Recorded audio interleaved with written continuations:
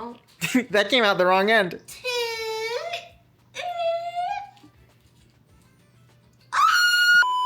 Oh, it looks like a shake weight. Have you ever seen a shake weight? Look!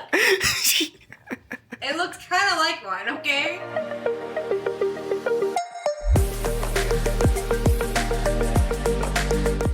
Welcome to Wheezy's Mediocre Kitchen. We're making blueberry lavender rolls without the lavender because I can't find any lavender extract. Nice. Use vanilla extract instead. I'm gonna have to. I want to make it into at least like 8 servings so that we can have some for us and then some to maybe give to Dad if I can get him in time. But you know how that goes. Well, unfortunately, we don't get to add lavender into it because I don't have patience to try to do that. If I figure it out later, awesome. If I don't, still awesome, I guess. This takes 1 1/3 cup of milk, so we're gonna do 1 1/3, I guess. Oh, oopsie, I poured over the side a little. Perfect-ish. Warm milk, sugar, and melted butter. So I know that I have to warm up the milk first because of the first ever cinnamon roll recipe that I've ever done. It asks for me to do the milk and make it about 105 degrees, 102, 104, around in that area. So I'm gonna try and do that with this milk. So we're gonna take a minute. 5 1/3 tablespoons of butter. That's not a perfect match, but probably around right there. Somewhere around right there. But that's what it wants us to mix it with. And I think it says to 5 1/3 tablespoon. It wants it to be softened. It wants it to be melted, my bad. And the mixture should be just warm. So I'm gonna warm this up. And the sugar I don't obviously have to warm up because it's a fucking solid, so it's already at room temperature. I'm going to dice it just so that it's easier to fucking put in the microwave and melt it because it says that it wants it melted, so I'm going to just go with it being melted. And even though I already know I put that in there and I'm putting my fingers all over the butts, I'm just gonna keep touching the butts. Yeah. I love touching butts. We're gonna do 30 seconds. I'm gonna take my knife just to mix it a little bit because it is, you know, milk does its thing where it, oh, well, it's back in, so I guess now it doesn't do its thing. But because this all goes together, and because you need to have it at a certain temperature, I'm going to add the 1/3 cup in of sugar. I'm at least gonna get this ready. I don't know if I'm gonna actually put it in just quite yet because the milk and the yeast haven't met yet. So 1/3 a cup of sugar. This is also supposed to make 8 servings. So it's not supposed to make very many. So I've got 5 1/3 tablespoons. I gotta make sure that that's melted. Whoa, go back over here. I'm gonna check on the butts. Oh look, she's melted. Nice. Amazing. We are gonna test the temperature of this because it wants it to be 100 to 110 degrees. Right there, right in the middle, probably about 105, 106 is the sweet spot that you wanna meet to. But this obviously, because it is milk and it is boiling just about, it is over that. Whisk together the warm milk, sugar, and melted butter. The milk mixture should be just warm. And then you sprinkle in the yeast evenly over the milk mixture stir. And then you let it sit for 10 minutes. So yeah, so it sounds like you just mix everything together really quick. 1/3 cup of sugar, so we're gonna just put that in there and we're gonna whisk it together and test the temperature just as it is. She's gonna have to chill for just a little bit of time before we, you know, test her again and make sure everything's all good. But I am going to whisk them together anyway because it is eggs, or not eggs, it's butter and milk and sugar. So I'm gonna mix it together just because like it feels like that's kind of like the right thing to do. Look at how frothy that is. I kind of want to eat it. I kind of want to try it. I'm not gonna lie. We making her frothy even without having any yeast in here yet, bitch? Triple just check that says 1.5 teaspoons, or yeah, 1.5 teaspoons of active dry yeast. There you go, active dry yeast. 1.5 So teaspoons. I'm measuring it beforehand because I know myself and I know I'm gonna fuck it up. I'm gonna do it over the sink this time too because I'm gonna fuck it up. What I found when I was working at Papa Murphy's, 109 was like the perfect temperature. but every dough is different. And I think about 106, 107 for this dough is about the right temperature. So it takes just a little bit longer to get this all worked through. Ah, it's not hot, so don't worry, I didn't get hurt. See, it doesn't even feel like that temperature anymore. Oh, did I just... I might need to grab a little bit more yeast, because I might have... Oh. Maybe like measure and then put it into a different like bowl altogether. And That's pretty smart. Or maybe like don't do that and put it into a bowl directly. Oh, and look, I can get all of it. Cool. Well, I that got works it. too. You can do that directly like that. It's a clean counter. Yeah, the floor is gonna be dirty now though. That's okay. We can worry about the floor later. You can worry about the...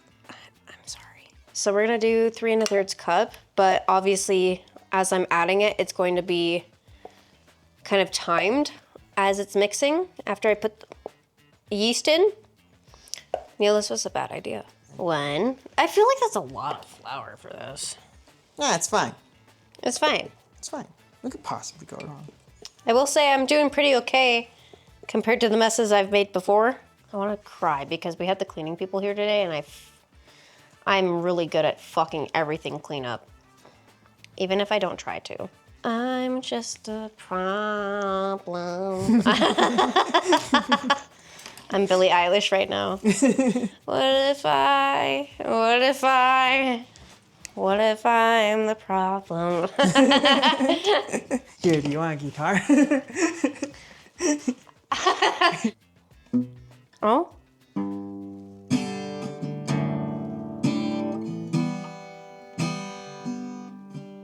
I fucked it up. It's okay. I try again. Oh, perfect. She's in tune. I just didn't fucking play it right.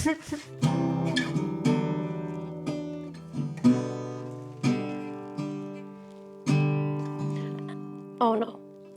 I don't wanna talk right now. Oh, wait, is that right? We all betray each other. What's the point of anything? There we go. Okay, I'm done now. What'd you say? I said it's a good enough temperature for me, dog, so now I'm gonna sprinkle in the yeast. Sprinkle the yeast evenly over the milk mixture, stir, and let sit in a warm place for about 10 minutes until the yeast has bloomed. So I'm gonna stir it, just like so. That's stirring. Yeah. It doesn't say whisk, but it says stir, so I'm stirring it. I still have to put flour in this, actually. It's the 1/3 that I need left of the flour, in case I need it for the mixture. But in different times, I've noticed that even with making bread here in Colorado, you don't need as much flour as they ask you to because it is so dry here. And because it is a higher altitude, like it does affect things differently. It says stir with a wooden spoon. Sorry, bitch, I don't got a wooden spoon. I've got a mixer. So we're gonna wait for this to be done doing its thing, frothing and whatever it's supposed to do. And then we have the flour. A few minutes later. It's blooming. That looks pretty bloomed, that's different. Add 4 cups of flour to the milk mixture and stir with a wooden spoon until just combined. What I am going to do here is going to be a little bit different than what the recipe is asking for, only because I want this to be a smoother mixture. This is a lot of flour. This doesn't seem like a lot of mixture, but it is, but I'm gonna just do it like little by little. So I'm gonna add like enough to cover the top like that. And it's not like a half, I would say that's like about a 1/4, and that's what we're gonna do first. Right about there. And then we can, maybe a little bit faster, because then it can get all of the stuff on the sides and mix for a little bit. Make sure we get all of the crummies, and then we... No, it's hot. Oh, that's not too bad.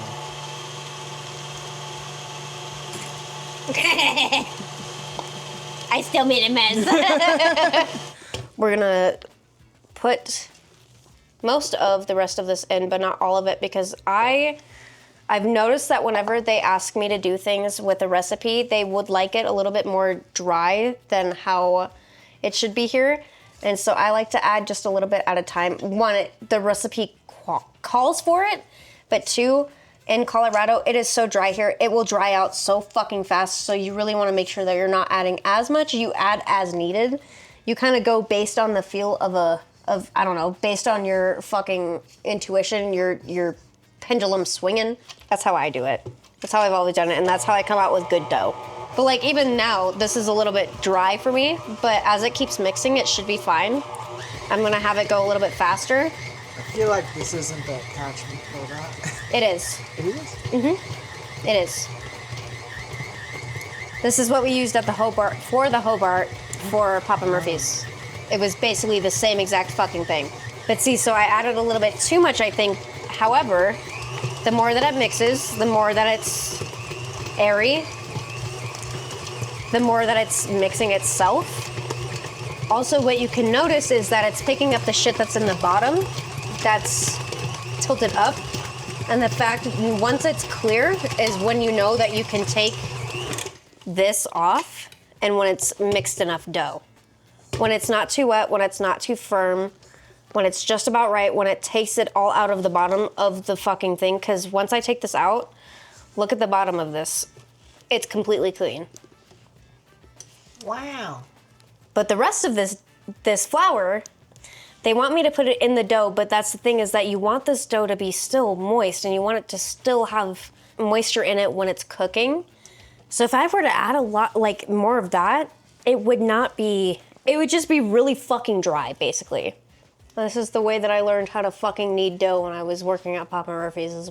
This is how we made our pizza dough. You do your thing there, you do it here, and you do it here. You try to, you work out the yeast and everything. I think I got this a little bit more dry than I wanted to, but it's fine. This is how we kneaded dough, is you grab the corners that you didn't just fold, and you just keep twisting it, and you keep moving her.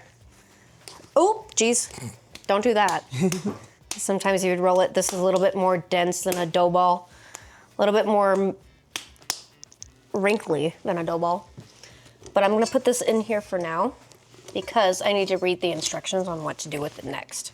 Cover the bowl with a kitchen towel or a plastic wrap and let rise in a warm place for 1 hour until nearly doubled in size. I usually always put oil in whenever I do dough because it just makes it moister. It makes it easier to work with whenever it is set completely. I'm just gonna place it right on the flour because truly the flour won't do anything. So what you wanna do whenever there's dough and when you're in a dry place and you're going to place it somewhere, yes, it's gonna be warm, so obviously it's gonna have a little bit more moisture with it. However, when I was working at the pizza spot, you wanted to make sure that the whole bowl that you were placing your dough in was going to be oiled, especially if it was thin crust dough, because it helps it raise, but it also helps it not become dry after you've cooked it or baked it or whatever you want to fucking call it. I'm gonna just place it right in there. And then I'm going to use the oil that's on the sides. I'm gonna place it on top. I'm gonna use actually just a tiny bit more on top of the dough ball. And it's not that we did this exact thing working at Papa Murphy's, but we had a bowl that had extra virgin olive oil with it. And you had a baster thing like this, and you dipped it in, and then you literally went all over all of the dough with extra virgin olive oil while they were cooling. Well, if you don't have virgin olive oil. Well, I guess you use any of the oil that you have. Unless, Neil, you could make it yourself. Extra virgin. How do you extract olive oil? Look, Neil, I don't know. That's your trick, not mine. Even though I know that this is not pizza dough, it is dough. Olive oil really isn't going to do anything except for moisten the dough for later on, and it's going to help it, like the yeast and everything, kind of grow and make everything like moist, airy, whatever. So I'm just going to fucking like put that all in here. I'm going to fucking saturate this bitch with it. Let it rise in a warm place for 1 hour. I'm going to do the plastic wrap like it asks, and then a towel with a kitchen towel or plastic wrap. I'm going to do both because it's both going to help. Raising the dough is going to help it make it more moisturized. Later that night. Time to grab this bitch out of the fucking warm space. Let's see how the dough is. Oh, she hasn't really doubled in size yet, but the weird thing that this recipe has me do is that it wants me to stir in the baking powder and the salt. But you can't necessarily stir this with the dough. You have to knead it in. I'm gonna do what it asks for. Look, I oiled it. There's enough, you know, I can mix this still. Like I can. Yeah. I know, after proofing, yeah, that's what it asks for, is that you proof it and then it wants you to put the baking powder in and the salt. This is supposed to fall apart like that. I mean, yeah, I'm kind of, you know, I'm kneading it apart and then I still have to add some more flour to it. Oh, okay. Mm-hmm. So basically it wants you to knead in some flour. It wants you to mix it in, but there's not a better way to mix anything like dough other than kneading it. Knead the dough for at least 10 minutes, adding more flour as necessary until the dough just loses its stickiness and does not stick to the surface or your hands. The dough should be very smooth and spring back when poked. Okay, so I gotta keep rolling it until I feel good about it. It should not be in this texture, I guess. So we keep going. Yeah, it is getting smoother the more I add into it. I keep going little by little because I don't want to add too much. Oh shit. I have to make the compote. I forgot about that. What's compote? The stuff that goes in the middle. Oh no. The blueberries and That's stuff. very important. I didn't even think about it.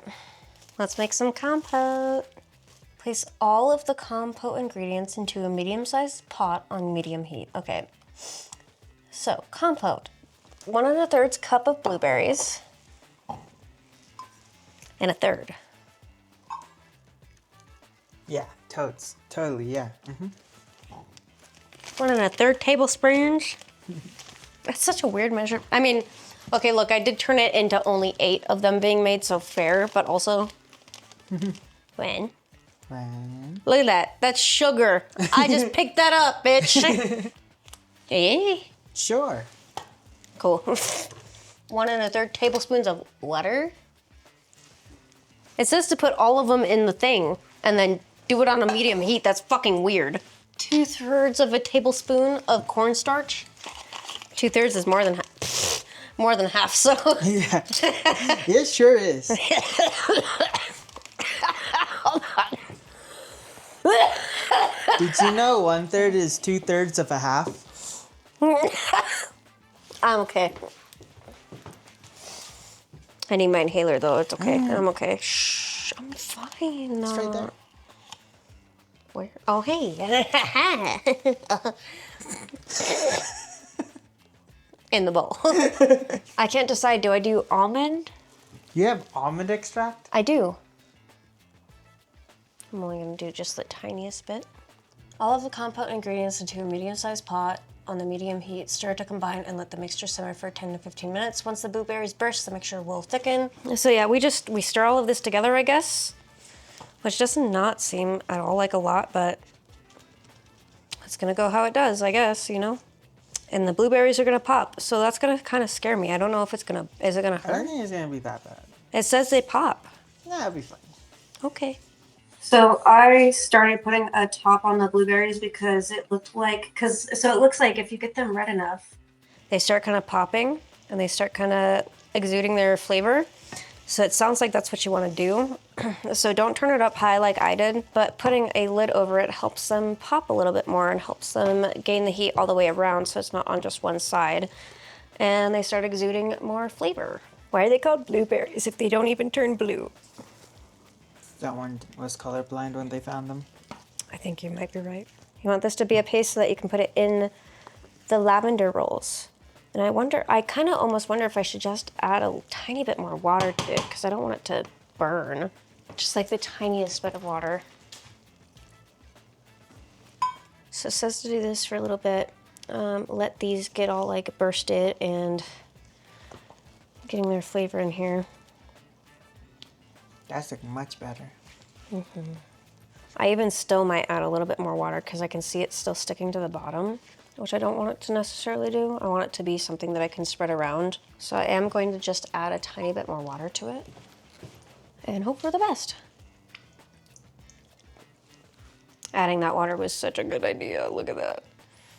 I mean, it's a little watery, but that's okay because It's fine, just keep it going. it'll syrup up. Let that go for a little bit longer. I'm gonna let that sit just in heat. Like cats.